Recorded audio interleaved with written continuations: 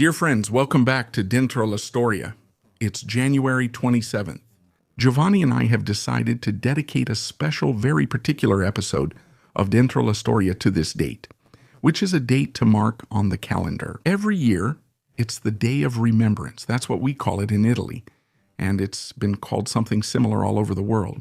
To remember January 27, 1945, when Soviet troops arrived at Auschwitz and found the final evidence of the horror. An Italian witness that day, Primo Levi, one of the 7,650 survivors left behind by the SS butchers because they were considered unable to undertake one of the many death marches. Primo Levi also recorded in his books the memory of what that day was like. Nothing festive, there was nothing to celebrate, there was simply a mix of conflicting feelings. The awareness of what they had endured, the shame of having survived instead of friends, wives, husbands, relatives, loved ones, the remorse for any immoral actions committed during captivity, informing, stealing something, having accused a fellow prisoner of something he was innocent of. To clear someone else, even themselves, even resorting to cannibalism or failing to help fellow prisoners in difficulty. Some fell into madness, delirium, or muteness, unable to share their experiences with the outside world. But all the survivors were left with indelible marks, like the tattoos, those tattoos made by the SS guards to reduce human beings to mere numbers, from the assignment in the register or in a ledger, and to be destroyed little by little, or to be destroyed in a barbaric way, worse than animals. This was the Holocaust, the Shoah, the will to annihilate an entire population, an ethnicity, for abhorrent reasons. And so today we try to shed light on all of this. We believe that it is very important to understand the phenomenon of the Shoah, because unfortunately, cyclically, and especially in the last 100 years, there have been so many examples of genocide that it makes us doubt whether human beings have really learned anything from their own past. There was the Armenian genocide, which for a long time was kept silent and is still denied in Turkey today. And there was the Holodomor in Ukraine. And this too is another page of history that is hard to talk about, as if it were something to be ashamed of or to erase. There was, of course, the Holocaust, and it really bothers me that even today there are people who lend themselves to manipulation, to minimizing or even outright denying what happened. But there was more. Think about Bosnia, the first half of the 1990s, Srebrenica, Bijak, Sarajevo, all cities, all places where genocide occurred, where an entire people were nearly wiped out by force. But it's not finished yet. Because think about the Kurds, think about the Yazidis, think about the Palestinians. How many times has someone come up, usually a politician or a military leader, who has laid out a chilling, inhuman plan, destroying a part of humanity? For what reason? Out of a sense of superiority, out of a twisted ideology, out of racism. Albert Einstein, the great German Jewish physicist, once said that he knew of no other race than the human race, and he was right. Albert Einstein also said something, that two things are infinite, the universe and human stupidity. And Einstein himself admitted that he had some doubts about the supposed infinity of the universe. The Holocaust originates in the past. It originates in European history. It is the final definition of a long period of segregation, of violence, not only physical, but also social, political, and economic, against an ethnic group, the Jewish people, an ethnicity considered regicidal, deicidal, and therefore marginalized for a long time, subjected to harassment. But is it only because of interpretations within supposedly sacred texts, only because of unhealthy traditions?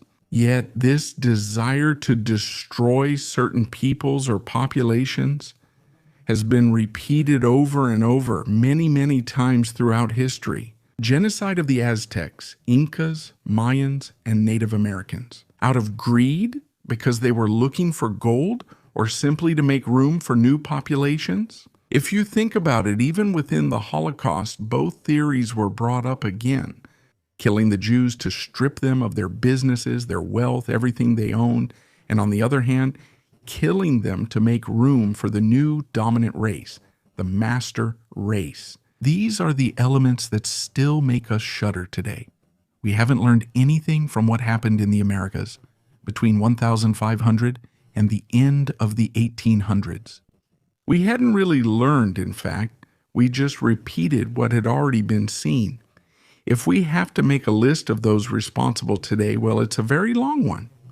Many of them have been featured in our videos, documentaries, biographies, stories. We've covered so many.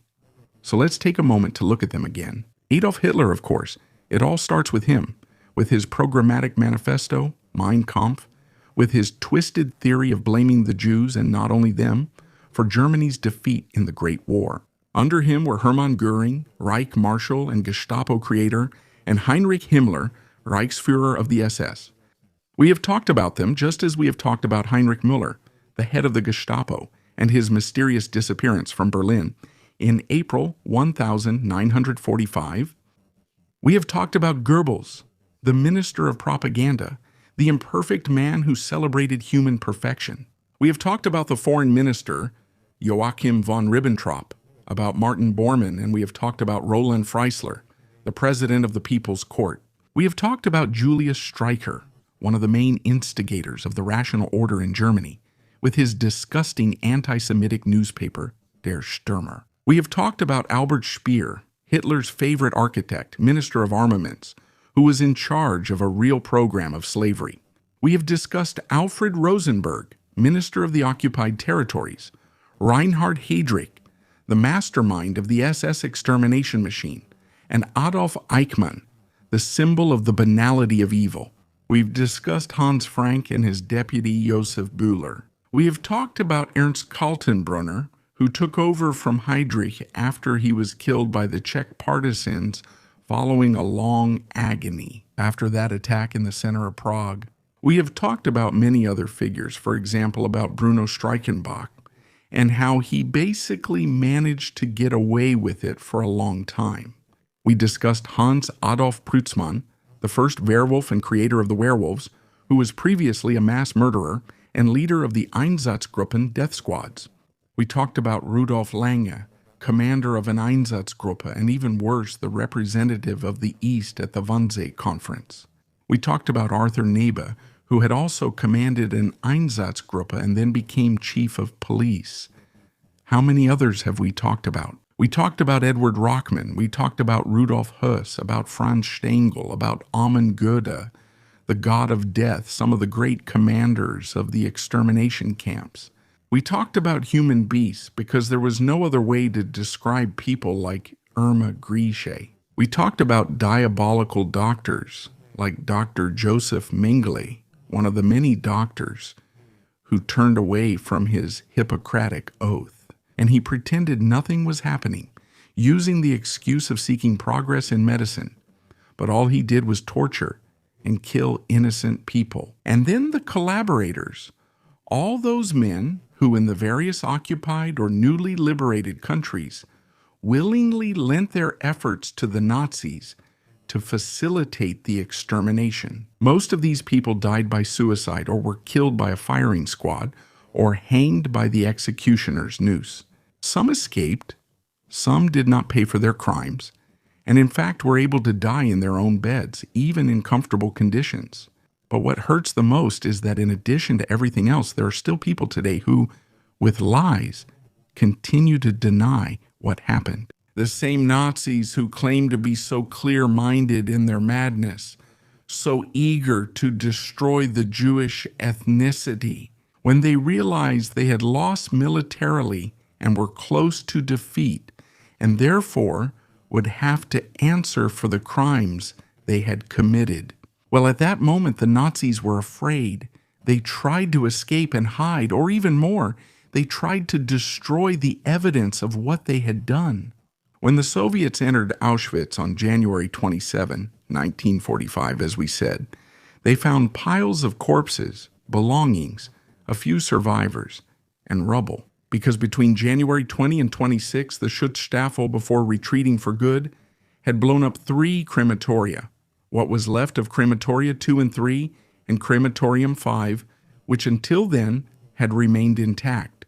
Why blow them up to try to erase what had happened there? Previously, other crematoria had been destroyed or deactivated, dismantled, taken to Germany. Why? They didn't want anything found out, and it wasn't the only case. We've discussed it, and I'm sure you'll remember.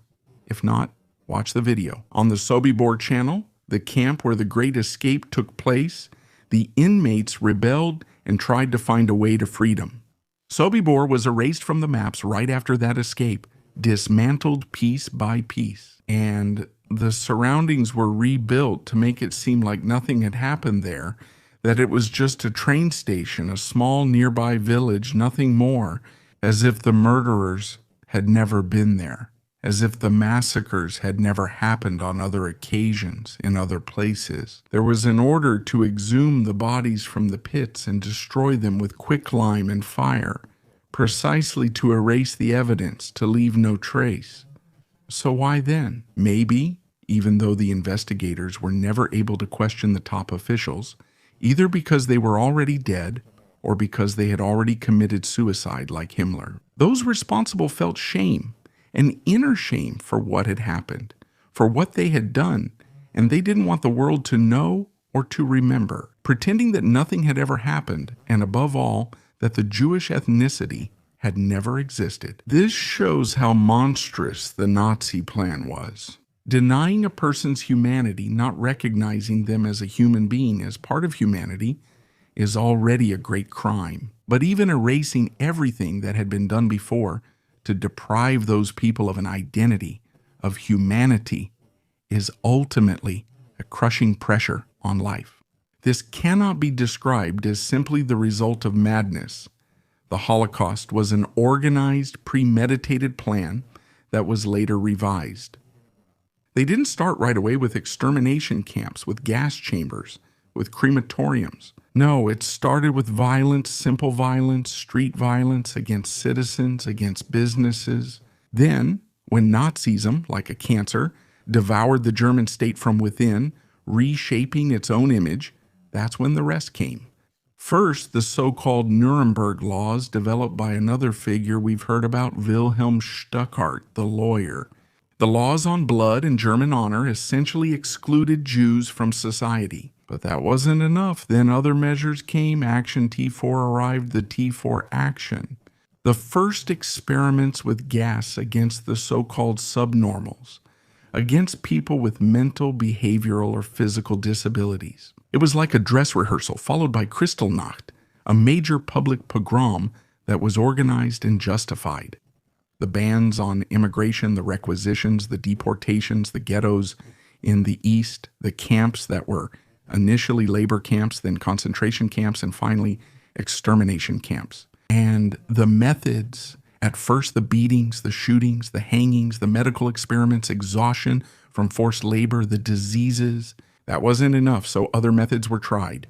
The death squads, the Einsatzgruppen, who swarmed behind the German conquering armies, rounding up and killing people in mass graves like Babi Yar, the ravine of the grandmother. Just outside Kiev, one of the great symbols of the mass murder perpetrated by the Nazis. But there was also room for deception, that deception which had a name and a place. Theresienstadt, the city of Teresa, a former fortress in what is now the Czech Republic, converted into a sort of model ghetto in which to confine the elderly, artists, and intellectuals, a showcase for the Red Cross, to deny what was happening elsewhere, to make the Swedes, the Swiss, and the neutrals believe that all the talk circulating about the massacre, about the extermination, was just nonsense. Jews were sent east, confined, and supposedly treated well. Theresienstadt's big lie. Then the gas chambers, initially the mobile vans, with exhaust pipes directed inside the compartment to suffocate to death, the prisoners crowded in there. Later, the fixed gas chambers, first supplied with industrial gases and then with Zyklon B, that failed pesticide. So, these were the methods. The men, the victims. Only the names of the places are missing. Auschwitz, with its entire branch system, a true archipelago. Treblinka, Belzec, Chełmno, Sobibor, Majdanek, The death camps, not organized as labor camps, camps only for killing, then the many countless extermination and control camps. From the first Dachau, opened at the beginning of the 1930s, officially for the enemies of the Nazi regime, but where in reality countless men and women were buried alive, with the only fault of being enemies of the Reich, a label that included millions and millions and millions of people. And then Bergen-Belsen, Sachsenhausen, Flossenburg, where even the last people responsible for the attempted coup of July 20, 1944, were killed. Theresienstadt, the so-called model camp, the lie. In Italy, Fossoli, the San Sabato rice mill in Trieste and other places. Jasenovac, hell on earth in the former Yugoslavia, a camp so inhuman that it even made some Germans shudder. And then towards the east, scattered between Poland, Ukraine, Belarus, and the Baltic countries. A continuous succession of old and new camps, transit camps, labor camps, concentration camps. Some became particularly famous. Think of Plaszow, the Krakow camp that became well known thanks to the book and the film Schindler's List. Others had a specific purpose. Think of the Riga complex in Latvia, the ghetto, but not only that. Kaiserwald, Salaspils, places of labor, to kill German and Austrian Jews. It seems insane. Yet in the monstrous Nazi plan, the idea was this: to eliminate German and Austrian Jews as far away from Germany itself as possible, as if a curse could happen by killing them in Germany, as if it were a way to exorcise something, maybe a fear. This is the story of the Holocaust, a story that begins far back in time and that has a precise date, January 27, 1945, as its revelation to the world. It was not the only revelation. When the British enter Bergen-Belsen, when the Americans discover Dachau, the world has further proof of the horror. These are different camps, not extermination camps, with no crematoria or gas chambers. Still, they further prove what happened there and reveal the Nazis' mindset. Today we remember, and there is a reason why we remember. If we remember, and we should always, always, always carry it with us. Remembering is necessary to avoid repeating those follies. Remembering is necessary because, unfortunately, human beings cyclically fall back into their own mistakes or the mistakes made by their ancestors. We've said it before, so many follies, massacres, and genocides, far too many. And yet every time, human beings have not learned from what happened. Humans have pretended nothing happened, or even they have drawn more or less consciously from the past. Make the methods more efficient, deadly, ruthless. This is what we need to understand today. Today, when people still claim to carry out so-called justice by wiping entire ethnies off the face of the earth with the most absurd excuses. The cleansing of Nazism, as if Nazism were a prerogative of a specific population, is something we know is not the case.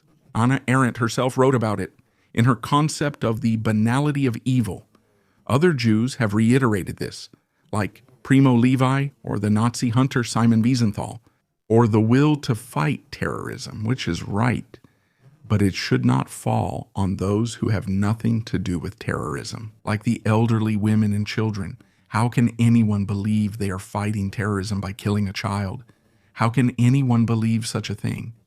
I can't do it. I don't know. So today we remember what happened to clearly tell ourselves, never again. Let's not do it anymore. If someone claims it's necessary to kill, it's never necessary. It never is. Except in cases of immediate emergency, of life-threatening risk to others, but it's never necessary to kill. There is always another way. There is always another solution. And if we don't see it, it's because we don't want to see it. And if we believe the lies we're told about the supposed necessity to eliminate a certain ethnicity, to erase certain states from the map, to impose violence at all costs, it's because we want to believe those lies, because it's convenient for us, because we like it. But that doesn't suddenly make those lies true. They remain lies, only we choose to believe them, more or less consciously. Many Germans believed Nazi lies during the late 1920s and early 1930s election campaigns. Then, in the radical transformation of the state, moving from an imperfect republic to a dictatorship so perfect that it was ruthless even towards its own children. And of course, they had agreed to listen to and believe the lies that were told every time Jews were taken away. Evacuated, that was the term, evacuated, where the Wannsee Memorial, the last remaining copy, the one by Martin Luther, told us what it really meant, evacuation. And where were they evacuated to? Until 1945, the vast majority of Germans either didn't know or simply didn't care. They only understood later and realized they'd been used and left to pay the price by those who committed unspeakable crimes. And so, here too, we learn another lesson. Whoever commits crimes always wants to share the blame with as many people as possible because they know they are committing a crime. They know they're doing something wrong, immoral, and unjustifiable. They try to involve as many people as possible, witnesses, accomplices, and those complicit. From the Latin connivere, to close your eyes, because if I close my eyes, I don't see, and if I don't see, I don't know. Let's try to keep our eyes open, to listen carefully, to make our voices heard, even when it affects us. Not us, but someone we barely know, or even don't know at all, but whom we know hasn't done anything serious. Let's make ourselves heard. Let's not turn away. Let's not pretend nothing is happening. Let's not make ourselves accomplices to a crime, because it's easy to become a crime, to become complicit, to become an accomplice. It's much harder to show an act of responsibility and say, no, I won't stand for it. Not in my name. I won't allow it. I don't agree. Let's do it.